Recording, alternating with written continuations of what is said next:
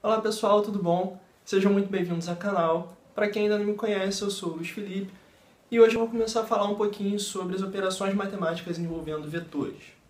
No nosso último vídeo, eu fiz uma breve revisão sobre o conceito de vetores e a gente viu que os vetores eles são entidades matemáticas diferentes dos números comuns que a gente está acostumado, que são chamados escalares.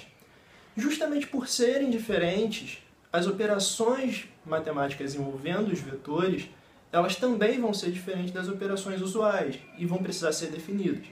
A gente vai ver cada uma das operações vetoriais necessárias para o entendimento básico da mecânica clássica aos poucos e por isso eu vou evitar ficar comentando sobre cada uma delas agora. Tendo isso em mente, esse vídeo de hoje está focado na operação de soma envolvendo vetores e usando o método dos componentes. Esse conceito de componentes vetoriais ele vai ser muito usado quando a gente começar a falar das leis físicas em si. Então é extremamente importante que isso esteja claro para cada um de vocês, beleza? Então, sem mais comentários, vamos ao vídeo. A soma entre dois vetores, por exemplo, A e B, sempre resulta num outro vetor que eu chamo aqui de C. E como nós determinamos quem é esse vetor C? Nós fazemos isso usando uma regra que diz o seguinte: pega a extremidade do primeiro vetor e junte com o início do segundo vetor. Então, se A é representado por esse vetor e B por esse outro vetor, a soma de A com B vai ser dada pela nossa regra, a extremidade de A no início de B.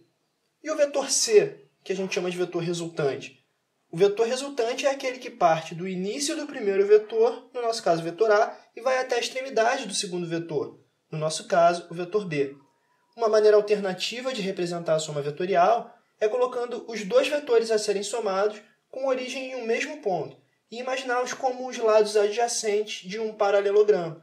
Dessa forma, o vetor resultante vai ser dado exatamente pela diagonal do paralelogramo, que parte do ponto de origem dos vetores somados. Essa representação alternativa é a famosa regra do paralelogramo. A soma vetorial possui duas propriedades importantes, a comutatividade e a associatividade. O que essas propriedades nos dizem é basicamente que não importa a ordem da soma, que o resultado sempre será o mesmo, e que para a soma de mais de dois vetores, eu posso somá-los aos pares, e independentemente dos pares que eu escolha, ao realizar as somas, o resultado vai ser sempre o mesmo. A subtração vetorial é fundamentalmente a mesma coisa da soma vetorial. A diferença é que nós somamos um vetor com o negativo de um outro vetor. Como nós já vimos, o negativo de um vetor é dado pelo vetor original com sentido trocado. Então, se eu quero realizar a operação de subtração entre os vetores A e B, por exemplo, primeiro eu devo inverter o sentido do vetor B e depois da inversão somá-lo com o vetor A. Uma outra operação importante envolvendo vetores é a multiplicação de um vetor por um escalar. Essa operação fornece um novo vetor com a mesma direção do vetor original e com um módulo igual ao produto entre o módulo do escalar que multiplicou o vetor original e o módulo do vetor original.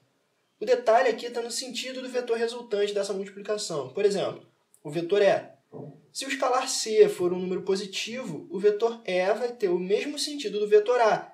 Mas se o escalar C for um número negativo, o vetor E vai ter sentido contrário ao do vetor A. Um método mais geral para realizar a soma vetorial e que vai nos permitir no futuro trabalhar com mais simplicidade é o que nós chamamos de método dos componentes, que se baseia no conceito de componentes de vetores. Esse conceito é definido a partir da ideia de que, tendo como referência um determinado sistema de coordenadas, qualquer vetor pode ser escrito como a soma de vetores com direções dadas pelos eixos do sistema de coordenadas. Para facilitar, vamos nos restringir ao caso de um vetor sobre um plano e vamos usar um sistema de coordenadas cartesianas como referência. Então, pelo que a gente já viu, um vetor A sobre esse plano pode ser representado pela soma de dois vetores com direções dadas pelos eixos x e y. Eu vou chamar esses vetores de AX e AY. Cada um desses vetores representa o que é definido como vetor componente do vetor A. O que nós chamamos de componente do vetor A são os escalares AX e AY, que estão associados com os módulos dos vetores de componentes AX e AY. A forma como eles estão associados depende do sentido de cada um dos vetores componentes. O componente AX, por exemplo, é definido como sendo igual ao módulo do vetor componente AX se esse vetor aponta no sentido positivo da direção x, como é o caso que está representado na figura. Mas se o vetor componente AX aponta no sentido negativo da direção x, então o componente AX é definido como o negativo do módulo do vetor componente AX. Essa mesma lógica é aplicada para o componente AY. Se nós usarmos a convenção geralmente adotada para a medição do ângulo θ, que dá a direção e o sentido do vetor, nós podemos usar as definições de seno e cosseno do triângulo retângulo formado pelo vetor A e seus vetores componentes, para obtermos uma relação que nos permita calcular os componentes do vetor A. Assim, a partir do conhecimento do vetor A, somos capazes de calcular seus componentes.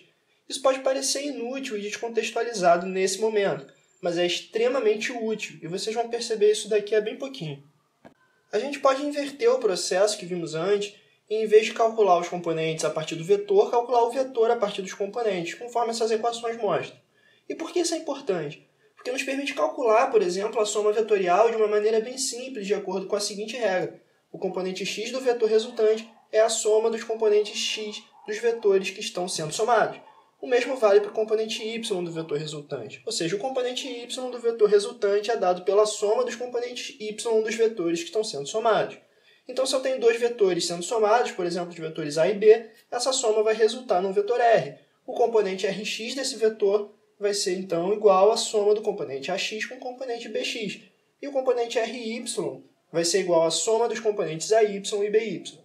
Por fim, o módulo do vetor resultante r vai ser dado pela raiz quadrada da soma de rx ao quadrado com ry ao quadrado, como a gente já viu antes. Esse raciocínio pode ser generalizado para a soma de quantos vetores nós quisermos, sem problema algum. Ok, mas nós aprendemos esse método dos componentes para o caso de um vetor no plano, mas boa parte dos problemas que ocorrem no mundo real possuem 3 dimensões, de maneira que seria interessante que pudéssemos entender esse método para vetores num espaço tridimensional, usando um sistema de coordenadas que possuam não 2 eixos x e y, mas 3 eixos, x, y e z. A gente faz isso simplesmente adicionando um componente z ao método. Por exemplo, os vetores a e b do nosso exemplo anterior teriam componentes z dados por az e bz. E, consequentemente, o nosso vetor resultante r também teria um componente z dado por az mais bz. Por fim, o módulo de r seria dado pela raiz quadrada de rx ao quadrado mais ry ao quadrado mais rz ao quadrado. Pessoal, nesse vídeo a gente viu como os componentes vetores são usados para realizar a operação de soma vetorial, mas o uso desses componentes ele não se restringe somente a essa operação em si, a operação de soma.